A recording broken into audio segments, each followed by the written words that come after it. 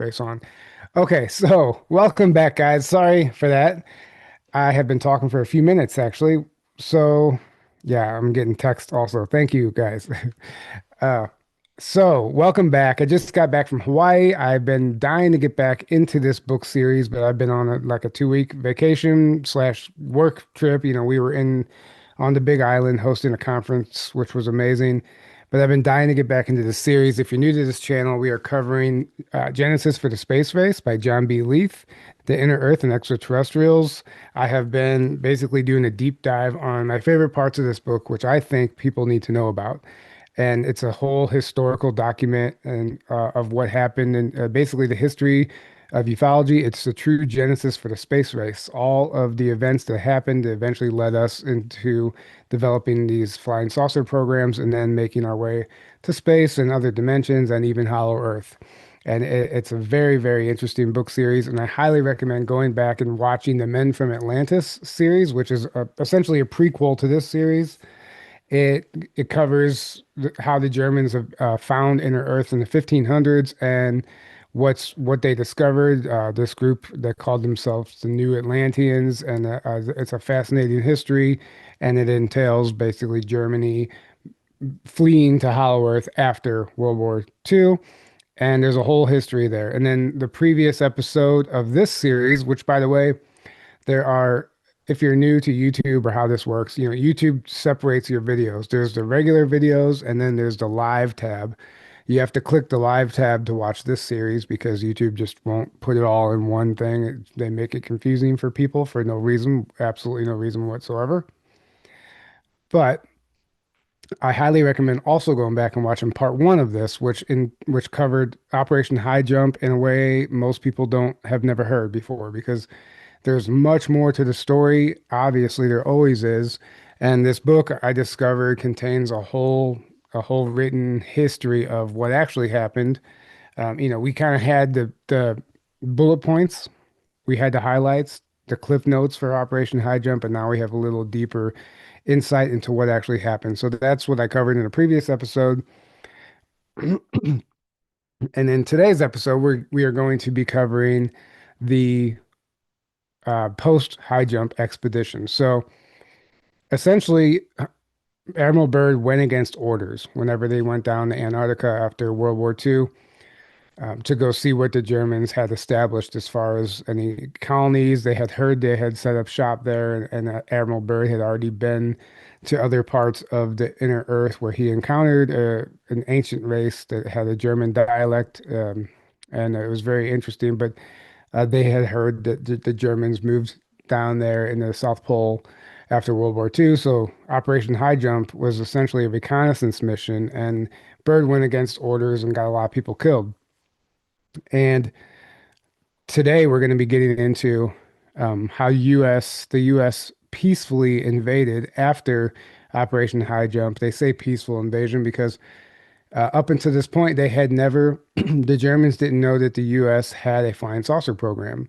And this was kept secret for a number of reasons. For one, even Admiral Byrd didn't know this because in the event that he got captured, he wouldn't be able to release that information. It's like plausible deniability, right? So the U.S. had secretly, which we'll learn in today's part, that has secretly been developing a flying saucer program since 1936. And the heart of the program was from 1936 to 1960.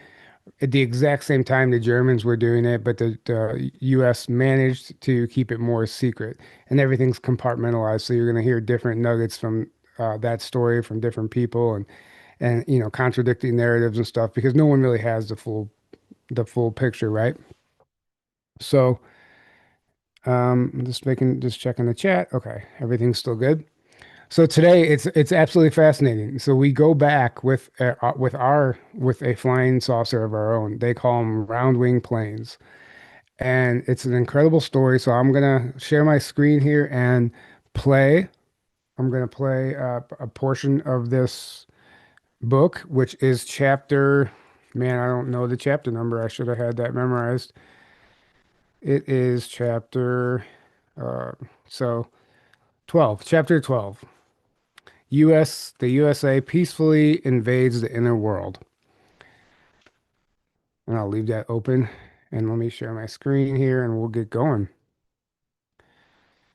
Okay. Thank you guys all for being here, by the way. It means a lot. This is something that I really enjoy doing, and I think this is crucial information that everybody should know, but I know not everybody's ready for it. So I started this channel just to kind of go over this kind of stuff and hopefully it finds the right people. Okay, share sound. Okay. Oh, you know what? I gotta change the speed just a little bit. I had it sped up slightly.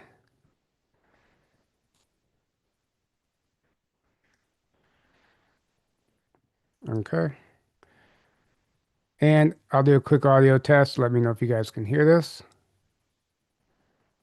Deep down, hundreds of feet below, a Kensington, Maryland meadow are stored the logs of Admiral Richard. Can you guys hear that? Let me just make sure before I go on without any more with more audio issues.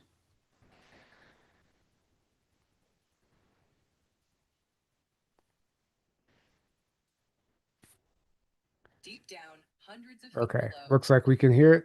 All right, here we go. I'm going to start that over and let's just dive in and I'm going to pause it periodically and comment on some of the more interesting parts. Deep down, hundreds of feet below, a Kensington, Maryland meadow are stored the logs of Admiral Richard Byrd's tragic 1947 flight into the interior world. In another vault adjoining the Byrd records are some other historical American accomplishments of greater significance, contained in 14 classified books listing the records of the U.S. round-wing plane development and the accomplishments of their inaugural flights from 1936 to 1960.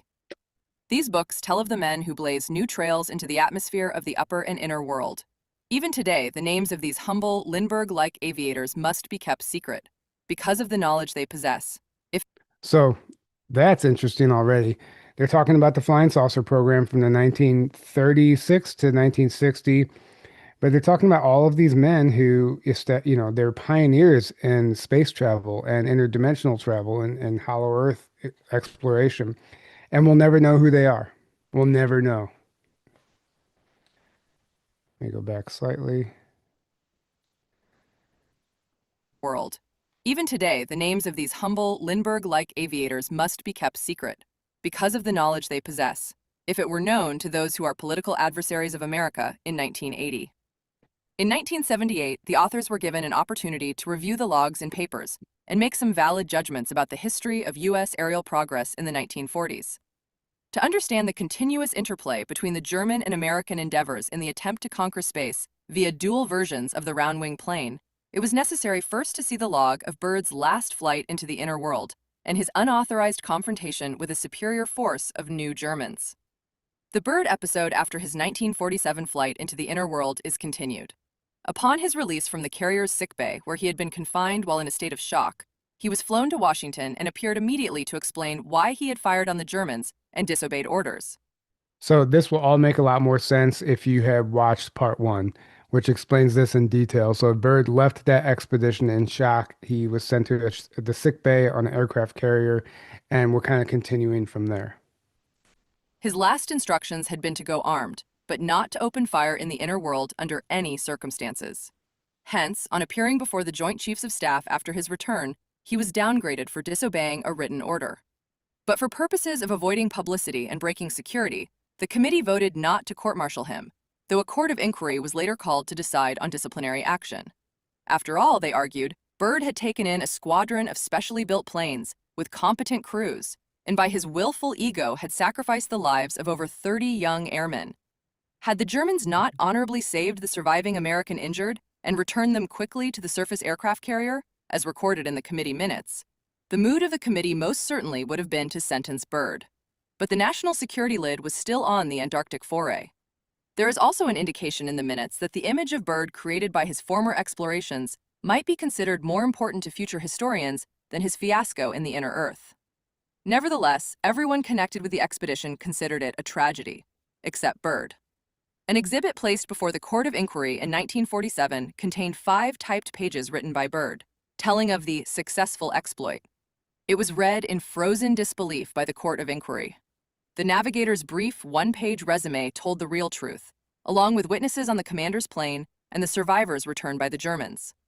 The findings of the Court of Inquiry, which were forwarded to the Joint Chiefs of Staff, labeled Byrd mentally incompetent. So that's what happened when Byrd came back and told the story, told the truth of what they discovered. He was labeled mentally incompetent and eventually silenced and told to never speak of this stuff again. And this was the beginning of, well, not the beginning, but it was definitely in the early stages of the secrecy and controlling that narrative, and us never potentially learning about Hollow Earth and what's really going on inside of our planet. In fact, they have given us the exact inversion and are telling us the planet is flat and space is fake, because what better way to cover all this stuff up is just than to have everyone looking somewhere else. Furthermore, they recommended that he be allowed no further participation in the program of inner Earth penetration without further review, because of his insistence in boasting publicly about the episodes. According to the notes of Byrd's briefing for his 1947 flight, Air Force intelligence had advised the Navy not to take him into confidence on the round-wing planes built in America, because in so doing, he might be forced to tell the Germans of them if shot down. The Byrd chapter on the Antarctic was tragically closed. In the next U.S. Air Force book, opened deep underground in the tombs, were laid out the original records of the U.S. attempt to correct the Byrd fiasco. The Joint Chiefs of Staff elected to drop what had amounted to a devious approach to the new German menace located inside the Earth. The next penetration of the inner Earth would be with round-wing planes, carrying competent commanders and trained crews. The new ships would be the sleek 60-foot craft that had been redesigned in the last year of the war. So that's interesting. They finally decided, okay, we need to let the Germans know what kind of technology we have and show them that we're equals and that they're not superior to us. We're not inferior to them. So I think this is important to highlight as well, because with the current disclosure of the alleged, UFO and alien disclosure that we're waiting for right now, still, it's all out there in these books. It's all been told. It's all there, everything and some, right? But this really lays out this flying saucer program that was basically, we were well into space by 1960 and exploring the inner Earth as well. And right now, currently with the Area 51 stuff and all those earthquakes underground, it seems to me like they're potentially destroying evidence, because the story gets a lot darker. This is more of like this information is like, wow, this is incredible, but it doesn't really go into the darker aspects of what was really going on in some of these underground bases. So this is important in that regard too, because it's telling us this history that's been out in this book since 2013, whenever this book was released, but this is material from 1980. So this is old news. This is all old news.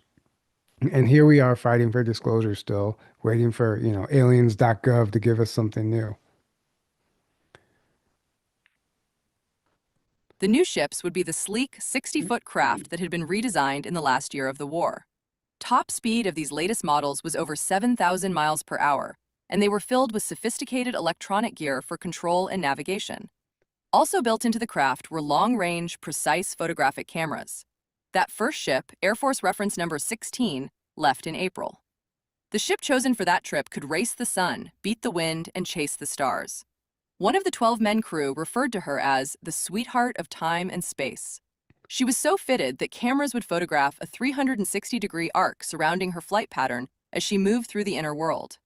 The sweetheart of time and space. And it's interesting, pay attention to this part about the cameras that were basically retrofitted onto the craft. So as it was flying, it was constantly filming and taking pictures and mapping out the whole interior of the planet, which, according to books like The Secrets of Antarctica or Brad Olson's book, it's been extensively mapped just like the surface, and there's continents and mountain ranges and oceans and rivers, you name it, it's all there, and all the different countries. So, and this was the beginning of the USA mapping, the early stages of their mapping process. Her point of departure was Los Alamos, New Mexico, and briefing was at 3 a.m. If all went according to flight plan, at 6 a.m., she would enter the inner world at the 125-mile-wide South Pole opening. 125-mile wide South Pole opening. Think about how big that is. The purpose of the flight was purely high-level photographic reconnaissance. The ship carried absolutely no armament. At the briefing, instructions were to fly through the South Pole opening's rock funnel at 5,000 miles per hour, proceeding on a course northward and emerging into the upper world again through the North Pole neck of the Arctic Ocean. As the American craft flew through the inner world, 3 small 16-foot photographic scout planes would leave her hold and do reconnaissance of specific urban and military sites. These small scouts, nicknamed fleas, flew at speeds in excess of 7,000 miles per hour and returned safely to the 60-foot mothership before leaving Inner Earth's airspace. Once out of the Inner Earth, the American ship was to land in British Columbia, where debriefing would take place. So so you guys stay on track here. They're planning to fly from pole to pole, fly in through the South Pole, out the North Pole, and land for a debriefing in British Columbia. That's the plan. Where debriefing would take place. The aerial trip was unbelievably successful, and so fast and uncomplicated to the crew that it was described by them as almost uneventful. But the expedition was less so to America's military strategists when they examined the photos. For beyond doubt, the pictures accurately gave the U.S. its first authentic aerial panorama of the entire interior world.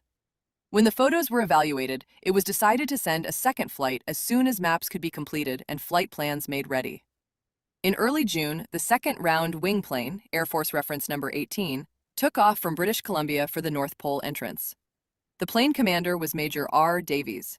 So after they had flown pole to pole, they did the debriefing in British Columbia. Now they're going back through the North Pole for a second pass. The plane commander was Major R. Davies. He had been told to proceed along the established aerial routing over the Beaufort Sea to affix above the Canadian Queen Elizabeth Islands. At that coordinate, he was to fly on his own reckoning at an elevation of only 3,000 feet. Flight instructions were simple up to the 85th parallel. At that map reference, the navigator was cautioned to keep the surface waters in sight at all times and establish constant elevation readings by radar. It was already known to the Air Forces of Canada and the United States that a real danger existed of literally flying off the horizon in that concave area of the Arctic Ocean, where the waters flowed deceptively into the throat of the planet. Ground elevation was also important in that area, where compasses and instruments became erratic. Jonathan Caldwell, on an earlier training flight in 1943, had stumbled into that northern void while searching for a route to Europe across the top of the world. The Caldwell log and subsequent interview with Caldwell by Davies had prepared the crew for any disorientation, panic, or confusion which might occur to the uninitiated venturing into the Earth from the top of the world. The journey into the interior of the Earth was of course made long before the age of satellites.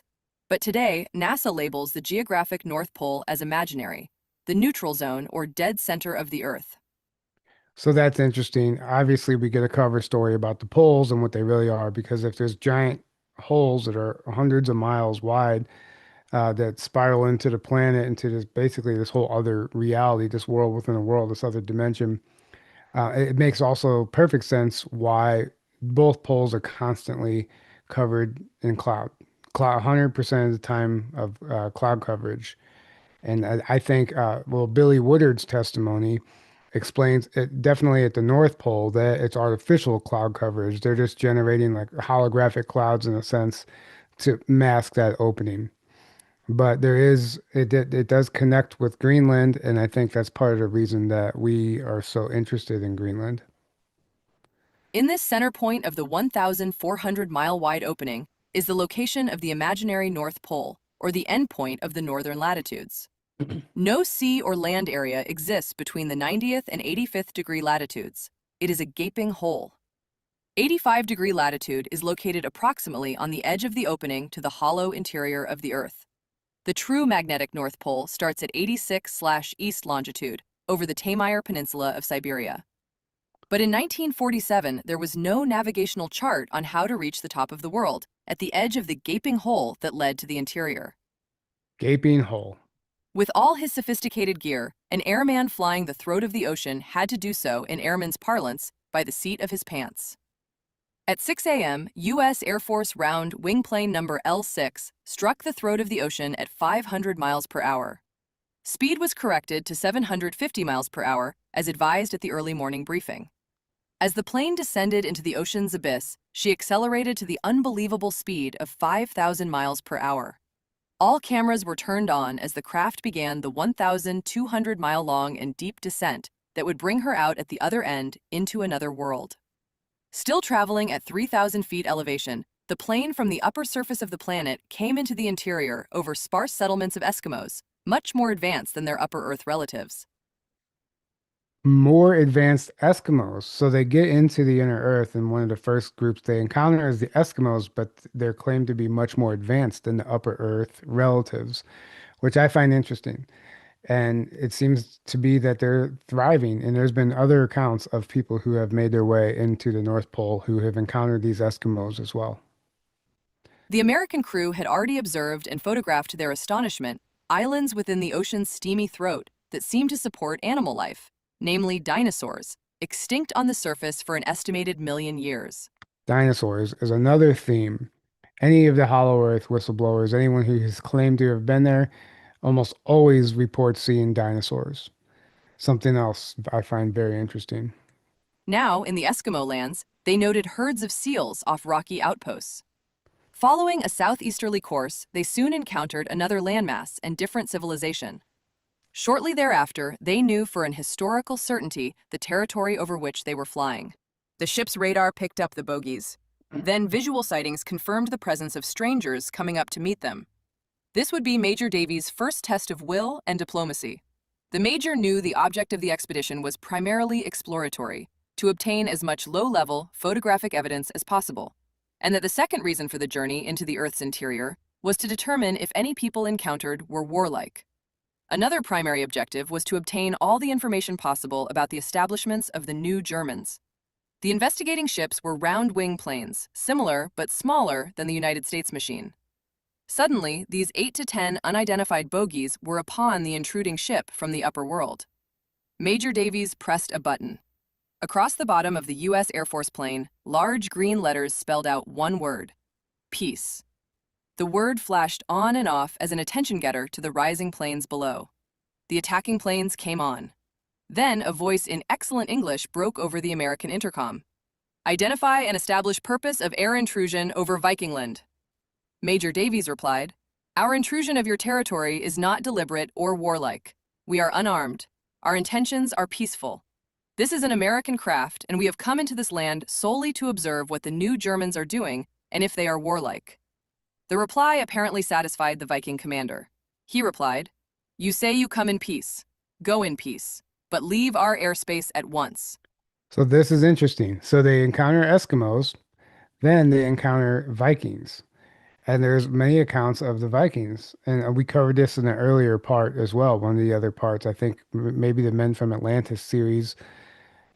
Maybe I don't remember which episode, but it definitely got into the Vikings a little more in depth. So again, another, just like, the dinosaurs are thought to be extinct, but they're still alive inside the planet. The Vikings are thought to be long gone, but they're still thriving inside the planet. And in fact, they're very advanced beings. Should you wish to visit us again officially, contact our surface intermediary, the Icelandic government, and the request will be referred to proper authorities. Major Davies flew away and took his next random bearing on an observed orb of light suspended in the center of the interior. As they sped south, the cameras picked up cities and towns which were not dissimilar to those on the surface. They also saw cattle and horses and flocks of sheep tended by shepherds. They beheld it all, the urban and the rural. On high seas, they even observed sailing ships and noted the steady north-to-south trade winds. The craft still had 2,000 miles of reserve power which he had not used. Unarmed as they were, if attacked, they would rely on this reserve speed to develop evasive tactics or leave the scene of confrontation. The crew hoped if they came upon a hostile ship that it would not fire first and ask questions later, too much later. Within 2 hours over a zigzag course, the ship came upon a new arid land. They had been told when they reached such an area to expect to meet new German round-wing planes. The pre-flight briefing proved to be correct. Looking down, they saw soldiers drilling on the ground in an unmistakable goose-step fashion. So just to recap that, so they're encountering what looks exactly like the surface now. Ordinary buildings, recognizable buildings, cattle and livestock, and just cities not too dissimilar from the surface, just because a lot of it was built by Germans that had moved and migrated from the surface. So of course it's going to look similar. But also they mentioned this ball of light, which they're going to get into them investigating this artificial sun, which is super interesting. Many barracks and construction camps were nearby, as well as visual evidence of a new railroad line being laid. The picture was almost serene, when from below, anti-aircraft shells began bursting. The pilot shot up to 60,000 feet and remarked, "I'll bet those shells have 'Made in Germany' stamped on them." But the shelling was not maintained for long. On the bottom of the American ship, the large green letters "Peace" again flashed on and off. The anti-aircraft flak stopped. Helmeted German soldiers stared upwards at the ship, which spoke in a language they understood. Continuing its random search, the American ship then flew over a large settlement with an established airport. Breaking into the American wavelength, a voice in German asked for identification and flight plan. Major Davies knew a second critical point had been reached in his reconnaissance of the inner world. The flight officer handed the mic to a lieutenant who spoke German, replying to the tower as follows. "We are a lost surface craft, origin USA. We can't explain how we arrived here after our compasses went crazy. Instruments now working okay, but navigator cannot identify landmarks. Can you give directions?"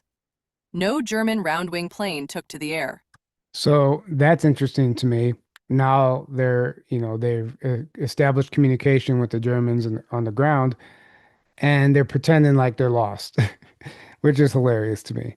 Can you give us direction? We don't know how we ended up here, et cetera, et cetera.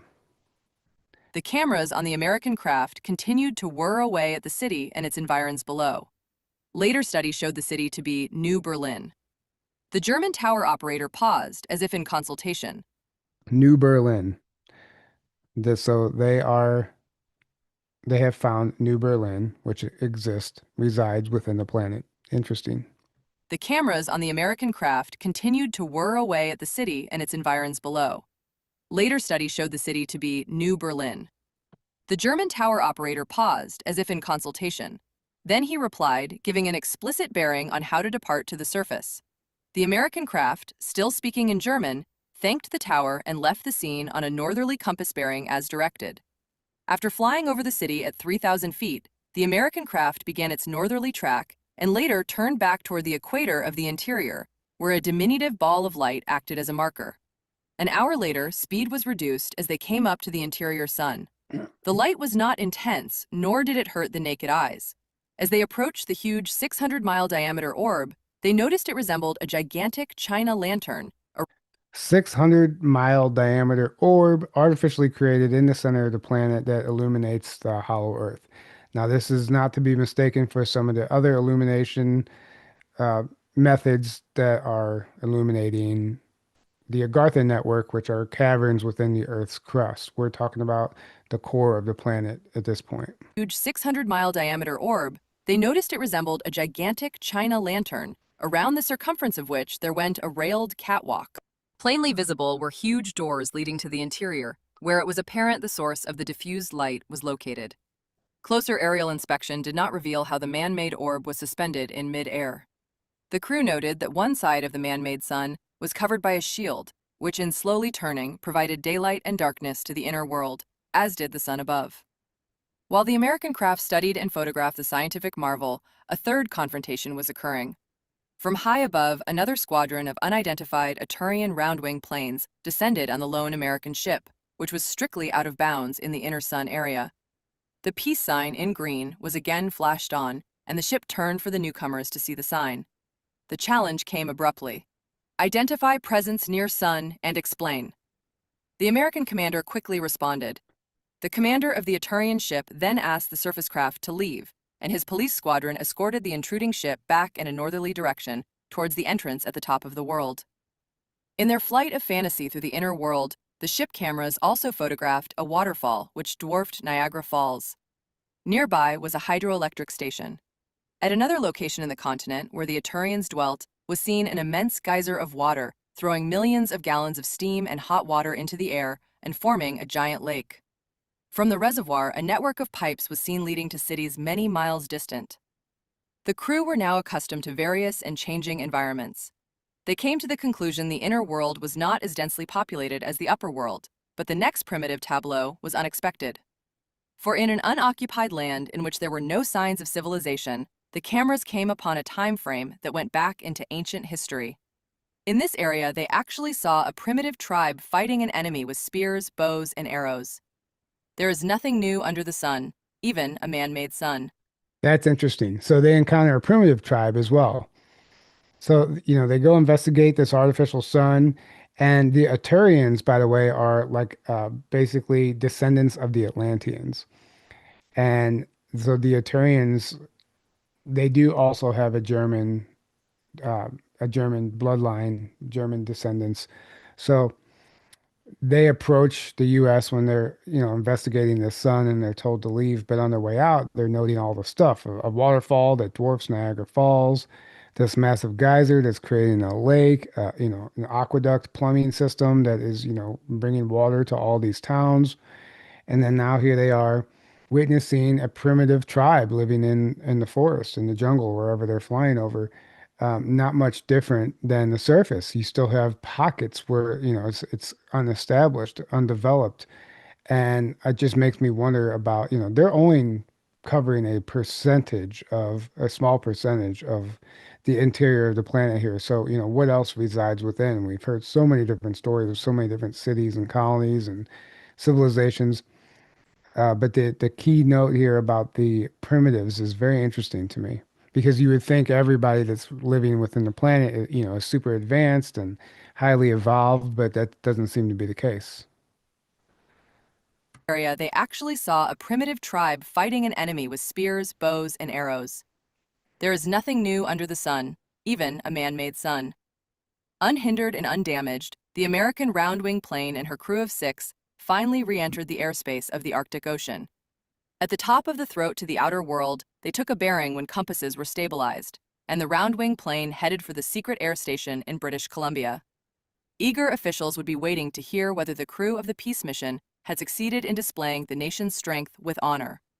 If they had done so, the shame of the year before would have been nullified.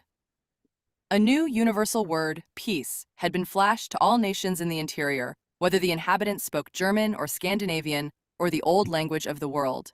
But even then, on reassessing the outcome of the journey to the interior, American leaders knew there were nations on the surface who would have come up to fight had their territory been violated, even unintentionally. On landing, the flight crew noted they had been nearly 24 hours on the mission. They were quietly welcomed home. The commander explained briefly that the mission had been successful. The crew devoured breakfast and fell into their beds. The exposed film was removed from the ship and taken to the processing lab. 20 hours of photographs would be the visual result of the cameraman's skill. Later, when the film was edited, the meteorological data studied, along with the record on the navigator's tape track and radio confrontation dialogue, the U.S. would be provided with its first graphic understanding of the world within our world that had been kept hidden for millenniums. After the films were developed, the pictures would show the inner atmosphere of clouds and rain and even a massive thunderstorm, where bolts of lightning flashed in the same frightening way as they would have done on the surface. The debriefing took several days, and experts from across the United States and Canada were called in for discussion. In summing up the success of the flight to the Hollow Earth, the consensus of opinion was that 1. The races located in the interior of the Earth were not hostile or warlike, and 2. The new Germans were now aware of America's round-wing capabilities and probably had not rebuilt their air force significantly enough for any renewed aggression against their old enemy. Perhaps more important, it was noted that the new Germans, who were really the upper world Germans in a new setting, had not exhibited any hostility to the unarmed American visitor, which they had surely recognized. Perhaps a new day was dawning. The next question to which the U.S. would have to address itself would be not military, but political. When and how would it be most feasible to open up a bilateral relationship with any or all of the nations in the inner world? 30 years would pass before that problem would be worked out. So that's it for this chapter. It's super interesting because we've established peace with Germany at this point after Byrd went against orders and created a whole issue during yeah, Operation High Jump. You know, we have this whole paperclip, Project Paperclip narrative where these German scientists come in and embed themselves into United States infrastructure and take over leading positions, top CEO positions, and basically all of the major corporations and organizations in the United States. And they take over the military bases, including NASA. Warner von Braun takes over NASA. So to me, this seems like a joint, Paperclip was a joint US German effort to maintain the secrecy, and this was allowed in some capacity. So if we're secretly at peace with them, it would make sense why we let them into our country. And they actually help us put on this show that keeps the public in the dark about the flying saucer program, the round wing plane program. And they have us focused on NASA and rockets and all this narrative that we get from, the Apollo programs and all that stuff. Meantime, we've developed our own round wing plane flying saucer program beginning in 1936, almost the same year the Germans began working on theirs with the aid of the Vril Society and Maria Orsic and all those, the Vril Damen and those women. But it seems that the U.S. had their own method of developing this out, and here we are in the 60s, not even, we're in 1947 here in this chapter we just heard, and all of this is happening. To think that we're in 2026 and we're still fighting about some of this stuff, it's absolutely laughable. It's hilarious to think that we're still having debates over whether this stuff exists or not. In my opinion, I think this is incredibly credible information. And if you really read the whole book and the forward and understand where this information come from, which I get into in earlier episodes, if you're interested, um, it's definitely, I just stopped the share, by the way, so you guys can actually see me. It's definitely a story that needs to be told. I mean, it's a whole missing chapter in our history that helps make it makes things make a lot more sense, especially when we're, trying to make sense of the conflicts and all the stuff that we see happening now. There's so much more happening that can't be disclosed to us for whatever reason. They're not disclosing it. We have all these missing scientists now, and which I think personally, I think is a psyop, a massive psyop. The scientists have been going missing forever. Like this isn't anything new under the sun or the artificial sun, like they say here in the book. But the fact that they're choosing to report on it now and put it in the headlines is just another problem reaction solution tactic, right? They show us the problem, they create the problem, and all these scientists go missing, right? And then you have all these explosions on the Area 51, and you have all these UFO files that just suddenly get deleted from the database. And, there's this major problem. And then it's setting somebody like Trump up or whoever up to be the hero and say, for one, they get the reaction out of us. We need disclosure. This can't keep happening, which is a manufactured. They know that response is going to happen. They know how we're going to respond to this. So they create the problem. They get us to react. And then they have somebody like Trump or whoever they decide to be the disclosure group or person come in and save the day with yet another controlled version of disclosure. It'll be more than what we had, but they're not going to tell us everything because they can't. Because if they told us everything, the entire planet would collapse in on itself systematically as far as the way it's the infrastructure of everything that we know to be true will crumble because it's not true. And it was all built on lies, a foundation of lies that will topple like a house of cards if the truth ever did come out. So, they have to try to figure out a way to save face and disclose this stuff at the same time. And they're so lost in the narrative now. There's no going back. They're they've they've dedicated themselves to this lie, and the only way out for them is death at this point. We're not going to get the truth from most of these people because the truth would mean them going to prison, and they're not going to do that. They're not going to blackmail themselves. So it's up to us to create videos like this, read books like this, and share this information. because it's absolutely crucial that we understand what happened and at least consider it. It doesn't, you don't have to believe in all this stuff.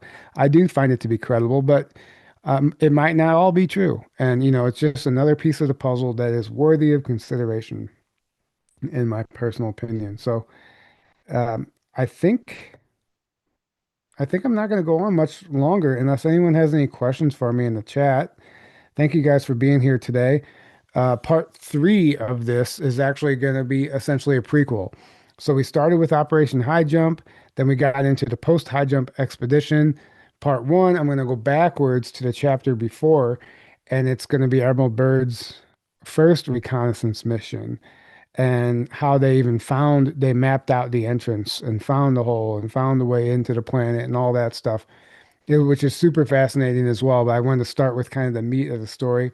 Then we'll go back and get into some of the logistics on how they established the fact that there even was a hole and entrances and how they get there and all that stuff, which is incredibly fascinating. And there's a lot of data points and information that we have to consider, especially understanding that, the North Pole and the South Pole have been kept under wraps for quite some time. And I think the information in this book explains exactly why. So stay tuned for that. I'm gonna try and do maybe one a week. We'll see how this goes now that I'm back in town. I'm gonna try to do one a week. Thank you guys all for being here. Thank you. Sorry about the audio issue at the beginning. I might have to just I might just edit that part out and re-upload this video because that'll be annoying for people that are tuning in to watch the replay. So I might take care of that. Anyway, the book is Genesis for the Space Race by John B. Leith. Absolutely fascinating information, mind-blowing, game-changing, life-changing information, history-changing information here. And I'm going to be getting into, uh, man, there's some other books. I'm not sure which one I'm going to get into next, but there's quite a bit more to cover in this one. I think I'm going to stick with this one for a while. I thought about even doing some chapters in my own book and kind of going deeper into the stories from my own book, which, by the way, we're at the 1 year anniversary of this book. It came out just over a year ago. I was out of town whenever it happened. I was going to make a post, but my book, Bleed Through Tales from Another Timeline, is available on Amazon if you're interested. It was a passion project I spent years putting together, and it came out last year. And now we're at the 1 year anniversary, and I'm very proud of it. So if you're interested in that, you can find that on Amazon. But I think I'm going to go ahead and wrap this up. And until next time, guys, have a great day. Let me actually get to the page where I can end the stream here. What did Victor say? Good stuff. Wish they never covered up anything. We'd be living in such a different world. Absolutely, we would be. I don't know how many suns the Earth actually has. That I don't know. Three, maybe, potentially. Yeah, that's entirely likely. See you guys later. Enjoy your day, and until next time.